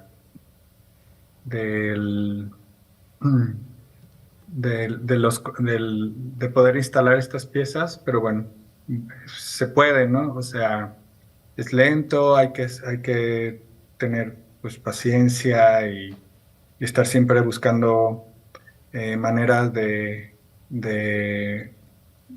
encontrar fondos para todos los procesos, ¿no? Pero bueno, si me tardo 5 años en instalar uno o dos por ahí, no importa, eso se va haciendo, ¿no? En el tiempo. Las criaturas que van viviendo en la ciudad, por ejemplo, los parásitos que estuvieron en la Ciudad de México, etcétera, los dejo ahí hasta que se mueren. Entonces los quito y hago como una especie de autopsia. Lo que vieron eran unas radiografías porque fui con un veterinario, se las llevé y le dije, oye, quiero ver qué le pasó. Entonces le toma la radiografía, Wow. también voy con biólogos, o sea, siempre como jugando, ¿no? En esa aproximación más como desde lo biológico al bicho. Entonces, pues hacemos la taxonomía de cómo interactúa en la ciudad, cómo vive, etcétera. Hacemos como su nombre científico, todo eso, pero sí con un protocolo científico, ¿no? Entonces es como invitarlos a los científicos un poquito a hacer ese juego, entrarle a ese juego, ¿no? Y lo que hago con estos bichos es, los tengo aquí, ¿no? Los guardo muertos y los exhibo pues como en insectarios. Los que ya no funcionan los exhibo como un insectario con su plaquita, con la descripción taxonómica, etcétera, de la especie, el periodo en el que vivió, ¿no? Un periodo de tal a tal periodo ¿no? Que pues es ya parte de la historia, del planeta, ¿no? Aunque haya sido muy corta su periodo de existencia en el planeta, pero pues representa, un momento en un contexto, ¿no? Y si se manifestaron en ese momento fue pues por una consecuencia de muchos factores alrededor, ¿no? Entonces un poco juego con eso. Muchas gracias. No, no se vaya, es un momento. Sí. El micrófono, ¿dónde está? Una pregunta más. Perdón, no, Raúl Cavazos con un servidor. No, más que pregunta, quería agradecer. La verdad es de que en anteriores mesas, a veces la ciencia ficción o pensamiento apocalíptico me da un punto de respiro con tu trabajo, Gilberto, la verdad.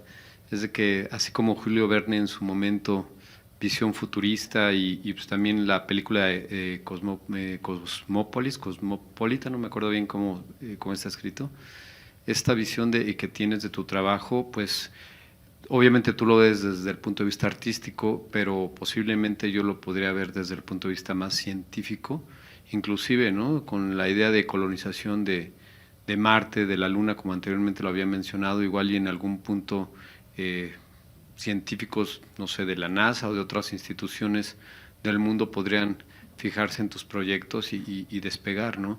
Ahora, esto va para los tres, para Nancy, para Luis y para ti, Gilberto. Realmente tuve yo la oportunidad desde la década de los 90 de poder estar en Japón. He estado 10 años de mi vida, le dediqué a la cultura y al idioma, todo lo que conllevaba, todo lo que conllevaba de Japón. Y en las mesas anteriores que tocaban el punto de las bombas atómicas, de Godzilla, de todo lo que tiene que ver con la creación, en ciencia ficción, ¿no? Me refiero. Y bueno, Japón, para mí, la primera vez que yo pisé allá nocturno, llegué y yo decía, bueno, este es otro planeta. Y después empezaron los contrastes cuando fui a las playas, enfocado a lo que el trabajo de Nancy, ¿no? Vi ahí, yo decía, bueno, en las imágenes o las películas que yo veía de Japón, pues, todo era bello, los paisajes, la naturaleza, no se ve basura. Y cuando yo pisé las playas, todos los desperdicios de la basura que llevaba, y recuerdo con una macera de Japón, o sea, basura de otros países que llegaban a las playas de Japón. Yo dije, órale, esto yo nunca me imaginé algo así en Japón. Y retomando lo que mencionabas, Luis, en el concepto de que si mentalmente pensáramos como en uno solo y esa colectividad se reuniera en un solo pensamiento, la visión de Japón, por eso es un país de contraste totalmente, ¿no? O de doble cara, ¿no? Ellos, toda la gente piensa en uno solo. Antes de ser el individuo, es el colectivismo y es la unión. Entonces, dejo ahí la pregunta abierta o el término abierto, ¿no? ¿Qué viene a futuro? ¿Hacia dónde vamos como humanidad, no? La ciencia ficción, la injerencia que tenga para modificar todo lo que a veces se piensa en la literatura o en el cine, porque es la parte que a mí en lo particular me ha enfocado más, el arte, ¿en qué manera en un punto va a hacer que despegue para que en un futuro tengamos una calidad de vida mejor? Y calidad de vida no me refiero a la humana, sino todos los seres vivos, ¿no? Gracias.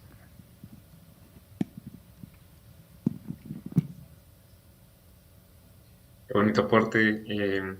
Y yo quisiera como continuar también lo que dijo Gilberto antes sobre el futuro, como esta idea de que la ciencia ficción está cambiando y que muchas personas están interesadas en hablar de futuros sostenibles, de esperanza, no solo de destrucción, a pesar de que no sé, las novelas de distopía igual siguen siendo importantes, ¿no? Y entre mejor sea la distopía, mejor podemos analizar nuestro futuro, pero sí, la idea sobre todo en Latinoamérica, ¿no? Yo siento que en Latinoamérica comencemos a pensar en ciencia ficción, en nuestro futuro, es algo revolucionario, sobre todo, siento que hay como una pequeña ola de ciencia ficción, no sé si ustedes han notado la cantidad de escritores de ciencia ficción que hay en Latinoamérica estos últimos años, en México, en Cuba, en Argentina, en Chile, en Colombia, y siento que eso es como una buena señal, además porque siento que muchos estamos hablando de temas similares, eh, repensando nuestra situación también desde Latinoamérica, como intentando como tomar nuestra historia, tomar nuestra posición política y nuestra posición geográfica, e intentar hablar sobre el futuro que queremos y pensando en la ciencia ficción también como una herramienta política para plantear lo que queremos en el futuro. Entonces yo siento que al menos ese nivel de conexión está comenzando a suceder. Estos espacios, por ejemplo, son una muy buena señal y yo tengo la sensación de que la esperanza está por ahí, a pesar de que al mismo tiempo están pasando tantas cosas terribles en el mundo.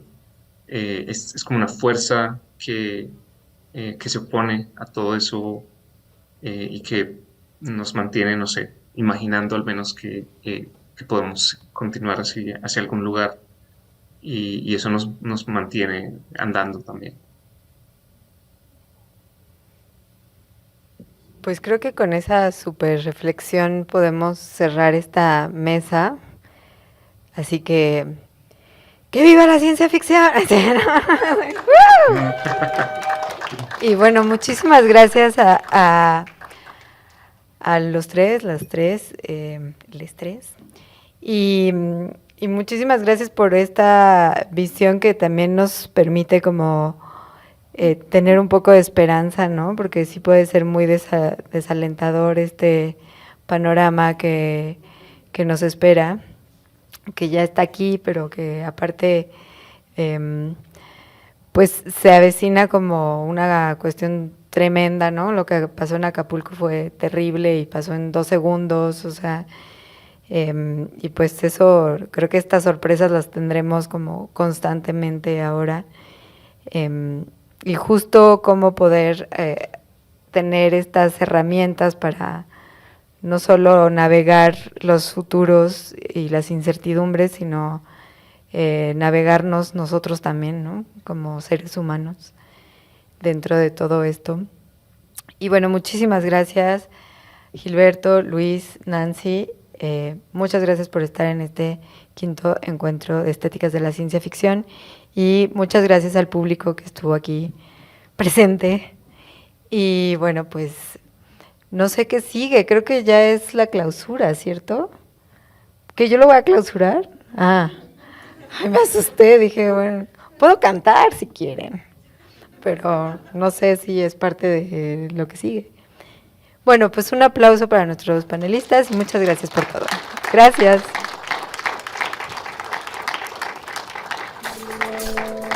Bueno, entonces, ¿quién clausura?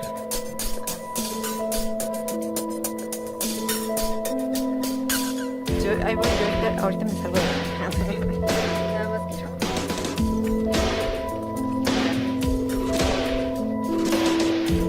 Gracias, amigos. Gracias a ustedes por la invitación.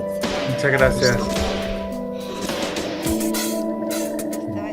Muchas gracias.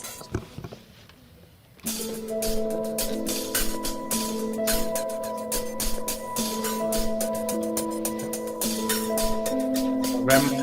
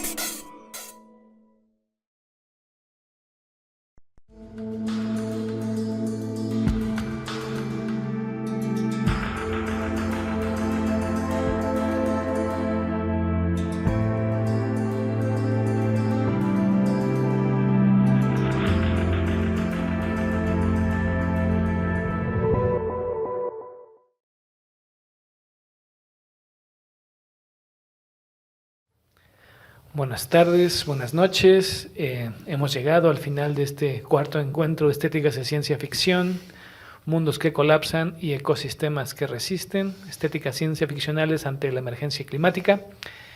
Y ha sido un encuentro muy fructífero, 3 días de reflexiones, intercambio de ideas.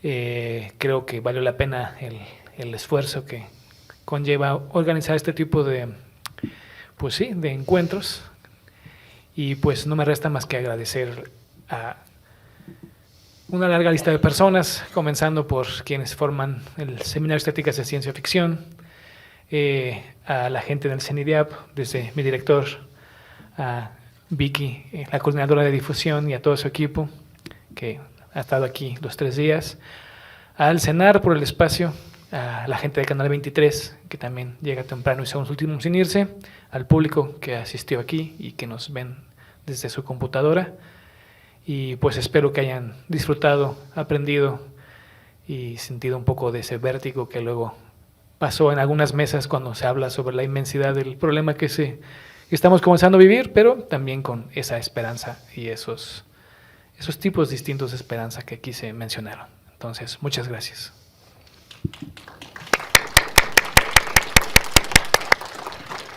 Muchas gracias, Amadís. Queremos sumarnos a todos estos agradecimientos, agradecer sobre todo a las y los ponentes y las y los moderadores que compartieron muy generosamente su tiempo, su conocimiento, sus experiencias con nosotros aquí, y agradecer también la presencia de todos ustedes aquí en el aula magna del CENART, y también gracias al esfuerzo del Canal 23 desde la vía remota. Decíamos al principio de estas jornadas que es sumamente importante la participación de todos y todas. Sabemos muy bien que ni las artes, ni la investigación de las artes, ni la documentación de las artes nos van a salvar. No nos van a salvar de la emergencia climática, no nos van a salvar de estas catástrofes que parecen inminentes, pero sí contribuyen cuando se hacen de manera crítica, imaginativa y colectiva, con este esfuerzo generoso de reunirnos y platicar, compartir. Sí podemos contribuir mucho a imaginar esas urgentísimas soluciones y vías de salida a estos gravísimos problemas que enfrentamos. Y Me parece que antes de concluir, me gustaría recordarles que el Seminario de Estéticas de Ciencia Ficción es un espacio construido con mucho esfuerzo en el CENIDIAP y es un espacio para ustedes, para todos y todas, y a lo largo de todo el tiempo que se ha trabajado ahí, se ha ido construyendo toda esta, ya una gran masa de materiales, de reflexiones, de experiencias, que me parece que en esta edición se han consolidado. El esfuerzo de todos los integrantes del seminario se vio reflejado en la precisión de la convocatoria, en los temas, en las invitaciones, y creo que al final de las jornadas hemos aprendido mucho, hemos sentido mucho el estímulo de acercarnos más a estos temas y sacarle jugo, sacar provecho de todo lo que nos brinda la ciencia ficción, como decíamos muy al principio de las jornadas, para poder imaginar otras maneras y tener la libertad y la flexibilidad que tiene la ciencia ficción para imaginar y hacer experimentos mentales entre todos y todas, para, decíamos, encontrar esas vías, en principio para encontrarnos, para estar juntos, para reflexionar, intercambiar, y entre todos y todas ir encontrando estas vías de salida, ¿no? Y entonces la invitación para que sigan pendientes de todas las actividades que organiza el CENIDIAP y de las actividades del Seminario de Estéticas de Ciencia Ficción, porque vienen cosas también muy interesantes, muy importantes, y el chiste es que sigamos construyendo esta red que ya es internacional, para seguir compartiendo todas estas experiencias ante la emergencia, no solamente la climática, sino simplemente la emergencia de cómo ser humanos en un mundo de barbarie, ¿no? Entonces, pues no queda más que agradecerles de verdad la participación, la asistencia, y siendo las 6:31, doy oficialmente por clausurado este cuarto encuentro. Muchísimas gracias.